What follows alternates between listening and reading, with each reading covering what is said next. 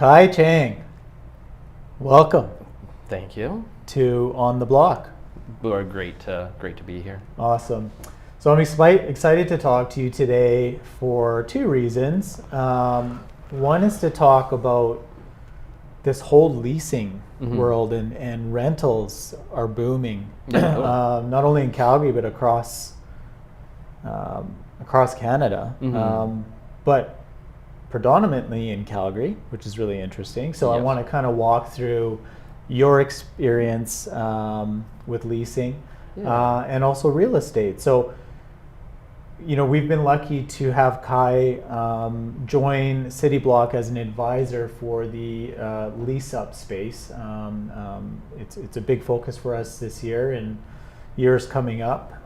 So he's joining us as an advisor, but also is a realtor in Calgary. Yes. Which is really cool. And with all the news and stuff in the market and the fear and stuff, I'd like to kind of pick your brain on what you're seeing as well. Yeah, no, for sure. So welcome. Thank you. Thank you.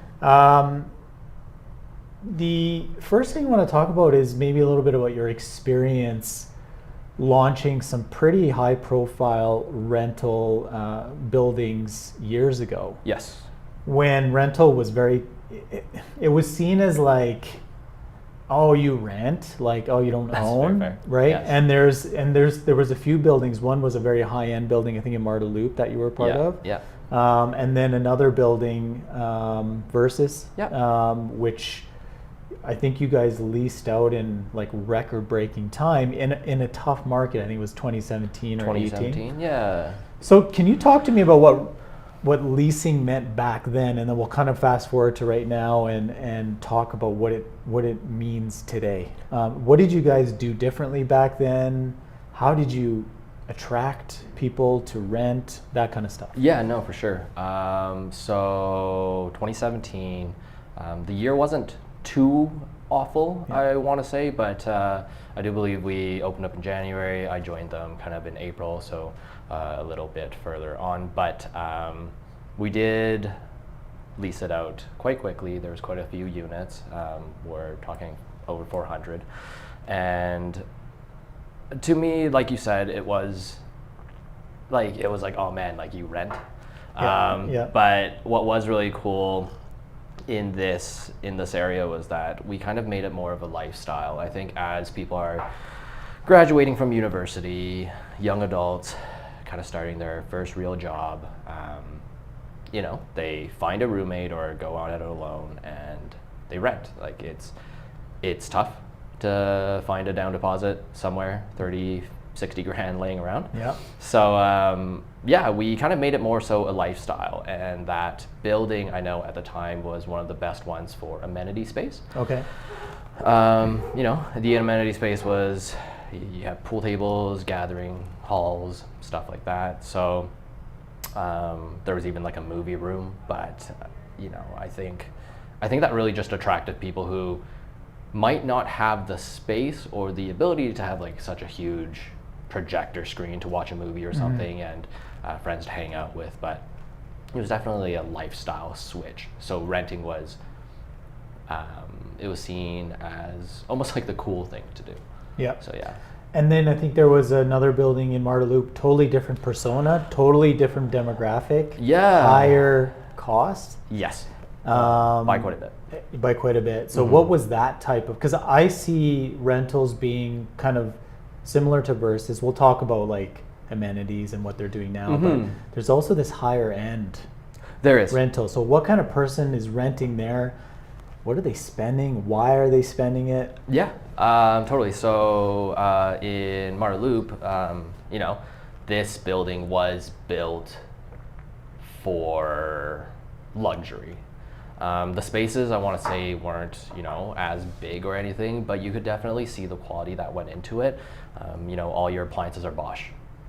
Would young professionals care necessarily about Bosch or Samsung? No, not really. But, you know, this Marda one had waterfall countertops, which, you know, it could be granite, marble, or quartz, and it just ran down the island.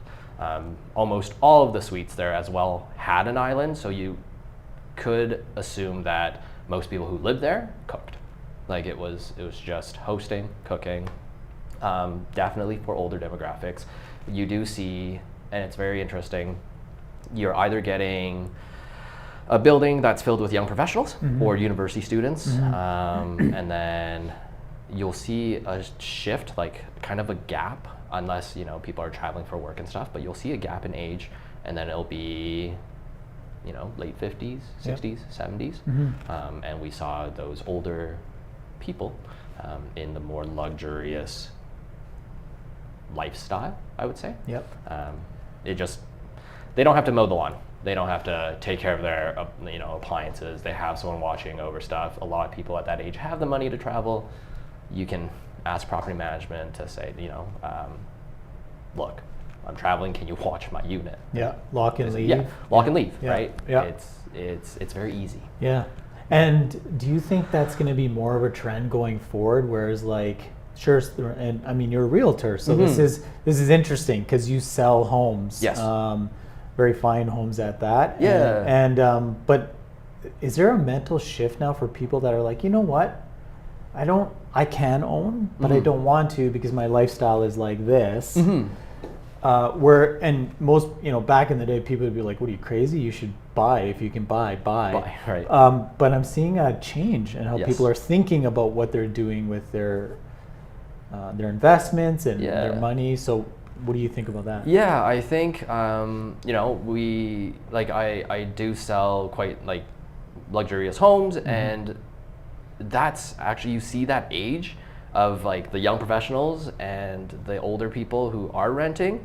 It is that middle bracket that's kind of buying those luxury homes, or even like standalone homes. They're starting a new family, stuff like that. But I have had older clients that are also looking for condos now, and their reasoning is, I don't want to take care of my home per se, which is mow the lawn, shovel snow, stuff like that. So it's just easier, more accessible. There's also the whole issue with stairs because they're a little older. But yeah, I think I think there are some people who do have the older mentality of like, I have the money, I might as well buy. Why would I pay rent if I could pay down my own asset or have my asset? I'm also starting to see that some people just don't care as much. Yeah, I know. They'll rent, and they say, like, I'm gonna go travel. My kids don't need this. Like, it's crazy. It's a shift. Yeah, I think older generations, they were like, I gotta have generational wealth. I gotta give my kids assets and stuff. I think these days we're okay.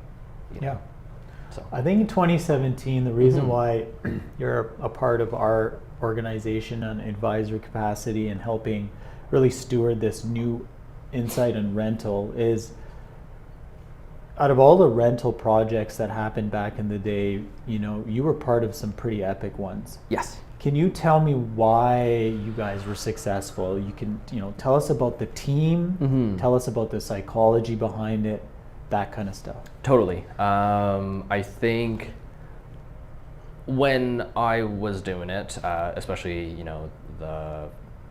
the projects that I really worked on, like the main one was probably Versus. It was very interesting to see how our superiors, like our managers and executives, decided to build the team.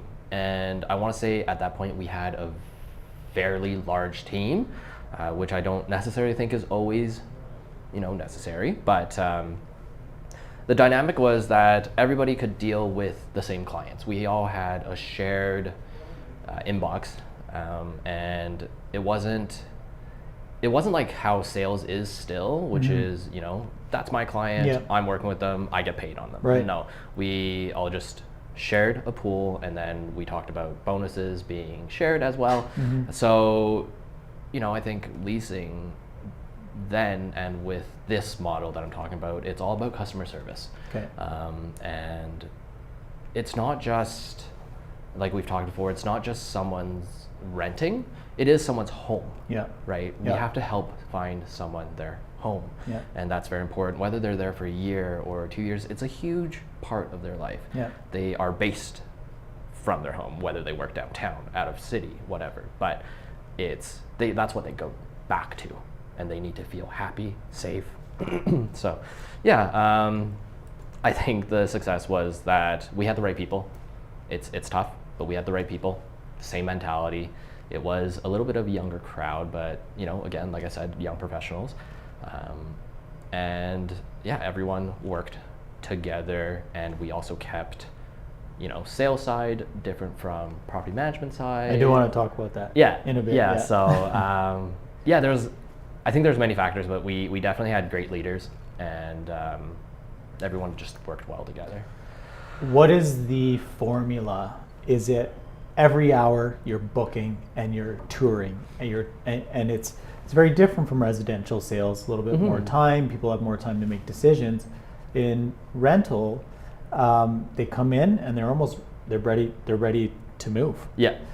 So, can you comment on maybe some properties that aren't successful compared to others? Is that because the team's larger, they're getting people through, there's admin that's then doing background checks, like it's a very well-oiled machine? Yeah. Definitely. I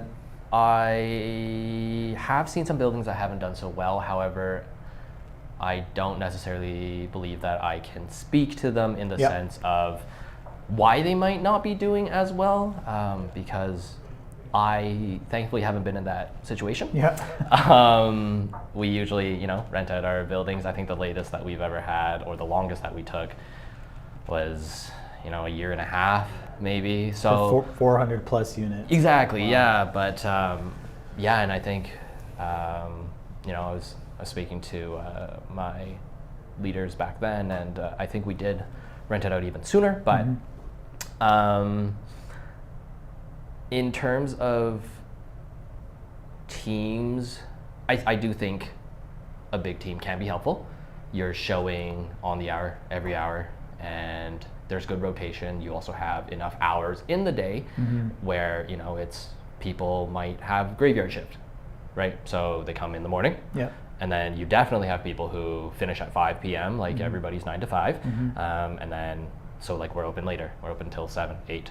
Yeah. Right? So we can still get some people in. So having, I think, a large team in that aspect is you have personnel to cover every single hour, and some people can work late, but it still fits within, labor laws. Yeah. So it's it is definitely the personnel, but I also think, like you said, well-oiled machine. There is an admin in the background that funnels all the back end paperwork, which could be applications, background checks. Yeah. So there's that. So there's that support system. But again, you also need the right people. You can't just have people showing and call it that, right? So for developers that are building today or planning to build, and I know we've had meetings with them on certain things that are really important as far as the structure of the building, to some quick things. So lease up office, where should that be? Let's talk elevators. Let's talk some of the things that are, to help some of the developers that are looking at this, that when we get involved in projects, we're at the table that early to talk through these things, which they love, but Totally. Yeah. First things first, even before the retail office, you need a move-in bay. Honestly, you need a place that's not in the middle of the road, where you have moving trucks, and it also needs to be a well-oiled system that when people are moving in, you have a move-in bay so that they can access the elevator from wherever they're unloading. It's easy access, and they can move their furniture in. You obviously need more than one elevator because you need to lock one off. Obviously, the more elevators, the better, and it scales depending on your building. But no one wants to be in a building that the elevators don't work. And I feel that there is also a lot of downfall to some buildings is because elevators, not that I'm an elevator technician, but they are finicky. Yeah. I've seen several that are down for months at a time. Yeah. They get a technician out, it doesn't work, but people are literally standing there for, 10, 15 minutes even. Then that's considered short. Yeah. Just waiting for the elevator, right? I've heard. There's, what if, let's say you have 2 elevators, one's for move-in, and then the other one doesn't work? Like you're hooped. And the people who are moving in, moving is one of the most stressful times of someone's life. Right. You need it working. You need it well, or else you're going to get a Google review that says, this is the worst. Yeah. Right. So yeah, there's that, and then retail office. I prefer a retail office. I know a lot of buildings these days actually don't. They don't do them, but it's accessible. It's on the first floor. its own entrance. Its own entrance, right? Right. So you're not getting residents who come in and through that main door. It has its separate entrance so that the new prospects, new clients don't necessarily interact with the residents. And I mean, they can if your building is really good, but sometimes it just also creates conflict. Yeah. Somebody could be having a really bad day and their furnace is broken and it ruins it. But anything in a home can go bad, right? Like it just doesn't work. So the retail office, it funnels people through. People can walk in. So let's say maybe it's slower, but someone just wants to see. Of course, you just have them come in, sit down, have a chat, show them the place. Yeah. I think it's really beneficial. Let's talk about, because we run into this all the time. So as you know, we're a marketing and lease up firm. We take care of that full cycle, right? The lead gen, bringing it through and then closing it out. Yeah. Then the individual will have rented, and then there's property management. Why do you feel that those two entities, it's a good idea to have those two entities separate? Totally. There's a lot of property management companies that will say we do it all, marketing and sales or lease up, or vice versa. Oh yeah, we can handle the property management, we'll do the marketing and lease up, and then we'll do. Why is it important to have that? Yeah. I always like to compare it to car sales or the car industry. Yeah. You have a service tech, and then you have the salesperson. The salesperson doesn't necessarily do your service. I think it's two completely different entities. Property management, they have a ton of work. Yes, they do, right? They do. Let's say you fill a building, it's 500 people, or 500 units. You could say half of them have one person in it, and maybe you have 2 bedrooms. So then the most you could possibly have is 4. You have to deal with all these people. It's not just correspondent into how many units you have, that's how many people you have. There is a lot of people. There's parking issues, or everybody has requests. It's very simple. Even deliveries. You have to manage deliveries, and you have to keep the building safe, secure, well oiled, just in terms of like all the hardware that goes into a building. So they should be focused on the residents. Property management should be focused on the residents because it's a big job. Yeah, it's a focused job. Like exactly. It needs like all hands on deck. Exactly. Yeah. And I would say the same for leasing. Yeah. Because you have so many units, you need to lease out so many units, and these people can't necessarily have, let's say if we combine them, we can't have the leasing people have thoughts in a sense about like, oh, that resident needed something, and then now I have to have these 10 different units, and I need to figure out what this person wants. It's a bit much. Yeah. You're essentially taking on more work than what should be given to you. Yeah. So I believe it's too much responsibility, and also I think the biggest issue is that sometimes when you're showing, you obviously do see residents. Yes. They might come up to you and say, hey, look, like I need your help now. Unfortunately, sales should be focused on sales. It's what it is. It's a car salesman only sells cars. Yeah. And the service tech, I'm sure they could sell a car because they know the car in and out, but there's a lot of fine cars. line there. There's a fine line. There's a reason why that's in place. Totally. Yeah. And with marketing, I mean, I can't possibly see, unless you have a huge firm, that you have specialization in property management, marketing, and leasing. They would all still technically be separate entities in one company, I suppose. Yeah. But before we move on, can we talk about, and just again for developers that are kind of navigating these waters and doing purpose-built buildings and all of that, some things they need to look out for if they're going to hire a company like ours that will do the lease up and marketing. Things like back pocket deals and things that are not aligned to the developer, right? Right. I do feel that when you hire a firm like ours, that the Yes. developer and like it's what you call a menu Yep. of pricing, Yep. and it's our job to follow that. And, Totally. right? And if anything deviates from that, we don't make the decision. Totally. It has to come back to the developer if Yeah. there's some sort of change, right, or request. Yes. Is this common where there's like the firm doesn't care, they just want the sale, and maybe they'll so I've heard of over promising, Under deliver. people coming in and they're Mhm. like, well, said sales leasing agent said this. Mm-hmm. Property management's like, no, Mhm. that's not, like, or build developer, like, does this happen, and is this something to be aware of? Totally. I haven't had the chance, not that I want to, Yeah. to have worked in a firm that does this, but yes, I have heard that there are firms that do deviate from the menu Yeah. and they just get the sale. But what we saw back then is that you gave these new residents of this new building crazy deals. Yes. 3 months free, which is drastic. But 3 months free. Yeah.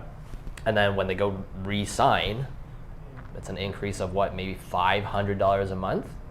Like, who can afford that? That's Yeah. a ton of money. That is, yeah. Thousands of dollars. Yeah. So, yeah, I think with a set menu,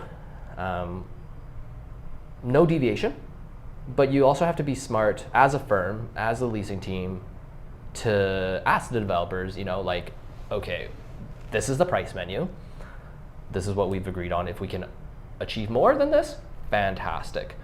But with this menu, there also should be maybe a couple of, I want to say, incentives. Yeah. But the leasing team keeps that as the back pocket deal. Right. It's still in the menu. Right. We don't It's- necessarily have to talk to the developer. Right.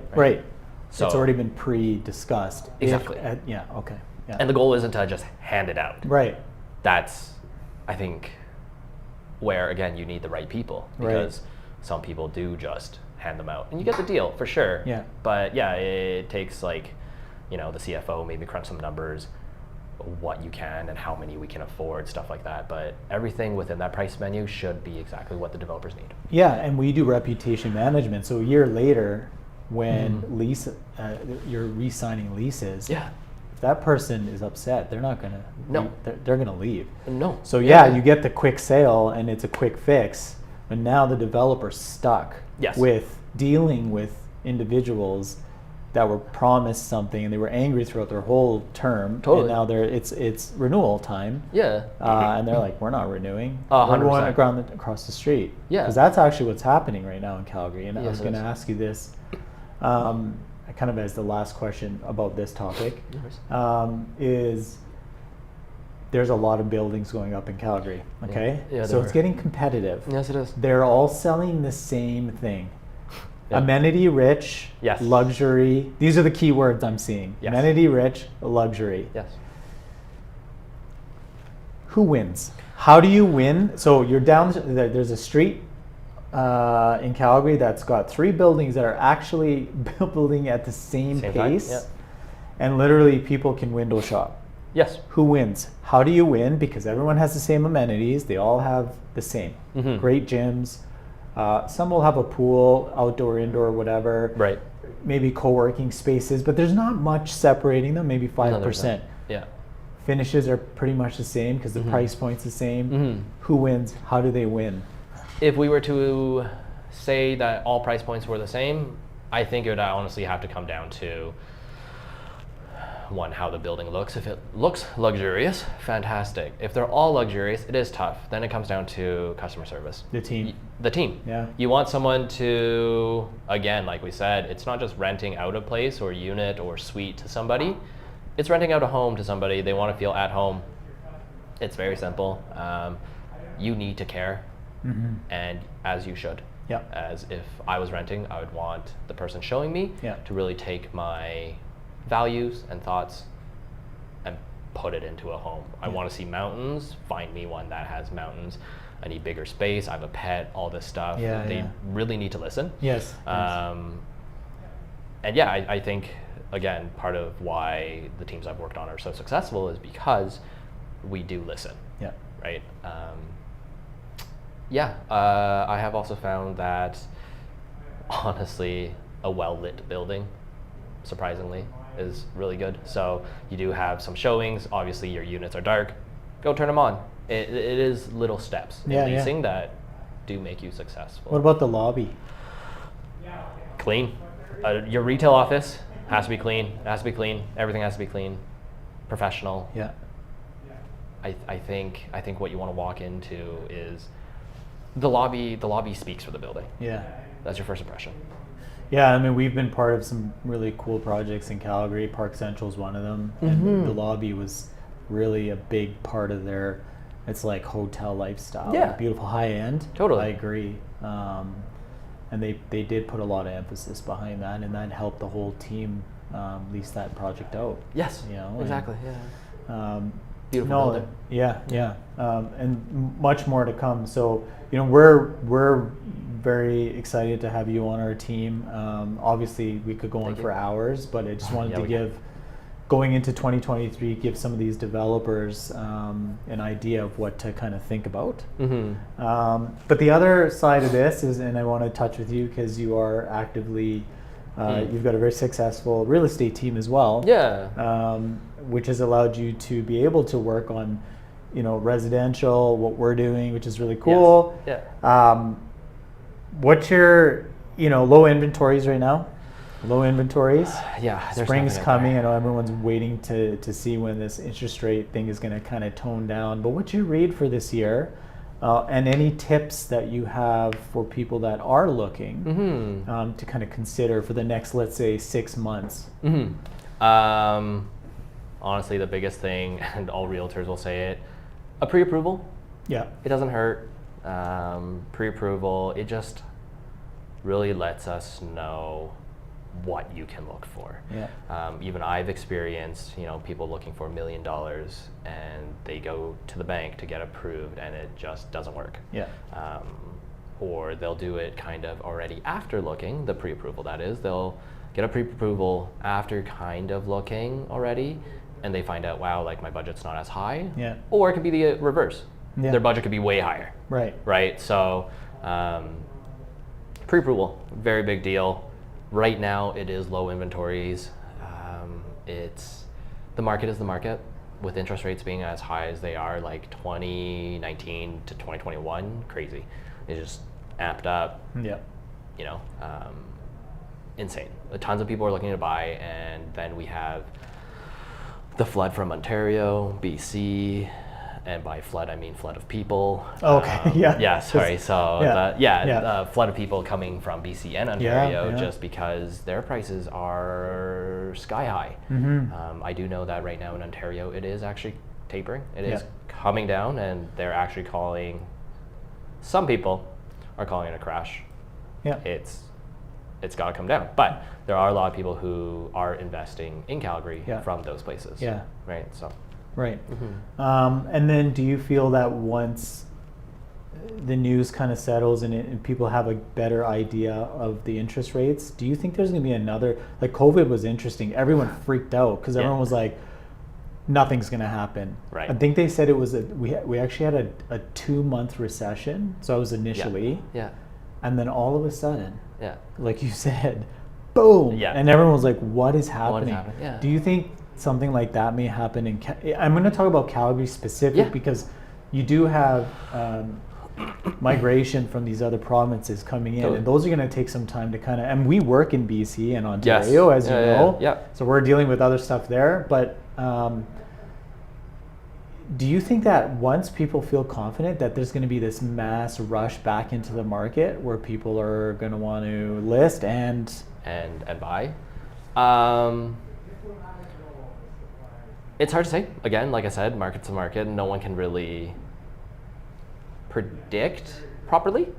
I don't think a lot of people saw COVID spiking happen, but I think a big part of it was because people weren't going to their downtown offices. Commercial offices were on a super low vacancy, right? Tons of vacancy. So people who had money would buy a bigger house because it's work from home now, and it would be kind of like the boonies, the outskirts, right? A little further from downtown. Yeah. But it is affordable because downtown's prices were insane. Yeah. They're high. It's downtown. You might as well. It's understandable. But yeah, people bought like single detached homes for the price of their condo in downtown. They have more space. They work from home, and I think a lot of people moved outwards. Sure. That really definitely helped drive the prices up. Yeah. I know some like $600,000 houses crept up to like 8, 9s. Yeah. It just depends if it's reno, stuff like that. Yeah. Do I personally think that it will boom again? As you say, I think it'll be evened out. I think, with the interest rates being as high as they were, I can't possibly imagine Bank of Canada being like, okay, we're good, let's reduce again. No, yeah, that's Right. That's so true. That's true. So, and then when I talk to my parents, like they went through that. It was in the 80s, I think they were at 16% or 18%. Oh yeah. And then a few years ago, we were down to 2% or less. Yeah. This is 5-6%. Like I know for the young people that they're like freaking out. Yeah. But it's like, ask anyone who's gone through. Totally. Can you imagine that? Can you imagine even 10% today? Like that'd be scary. That'd be scary. I think we all have to kind of understand that this is normal because 2% is not normal, or like you said, reducing so low. Right. That's not normal. Neither is 16%. But being in a market that's between 4 and 6 or whatever it is, that's pretty normal. I think it's normal. And you learn to live in a way, Totally. or your expectations for your home are one within that. Yeah. It's all perspective. So yeah, I mean, Yes. so I guess what I'm taking from that is we'll probably see kind of a steady market after. I agree. Yeah. Okay. Yeah, I think so. And I have tons of mortgage friends, mortgage brokers, people who work at the bank. They were in a sense freaking out for some people because what they were approved for 2 years ago, and now with the interest rates hiking up and stuff like that, they were indicating like people won't be able to afford their homes, right? It's the qualifying, the ratio, everything. It's so different. Yeah. So I don't know. Maybe we'll see more foreclosures. Yeah. It could happen. Yes. But let's hope not, because I don't want anybody to lose a home. Yeah. But it is a possibility. Yeah. Okay. Yeah. Well, we're gonna stay positive. Yeah, well, let's stay positive. You're like, totally. Kai, thank you so much. Oh, is there anything else? Yeah. No. Thanks for doing this segment. I just to, wanted to start 2023, as we're working on some stuff and it's really exciting. Regardless of the bad news that's all over us, around us. Yes. Everyone needs to kind of think for themselves and make their own decisions. Totally. What's the best, and of course we will be tagging you and stuff on the real estate side, but where's the best place for people to get your content and follow for sure. you? My team and I, we are very active on Instagram. Just look up, Kai Chang YYC Realtor. Kai Chang YYC Realtor. Yeah. Okay. So we're on there a lot, and my phone number is kind of plastered all over. So what's the phone number? it's 403-978-7435. Give it a call. Yeah. I'll always help you, whether there's leasing questions and buying, selling, anything. Awesome. Yeah. Cool. Thanks, man. Nope, Appreciate happy it. to. Thank you so much. All right. All right.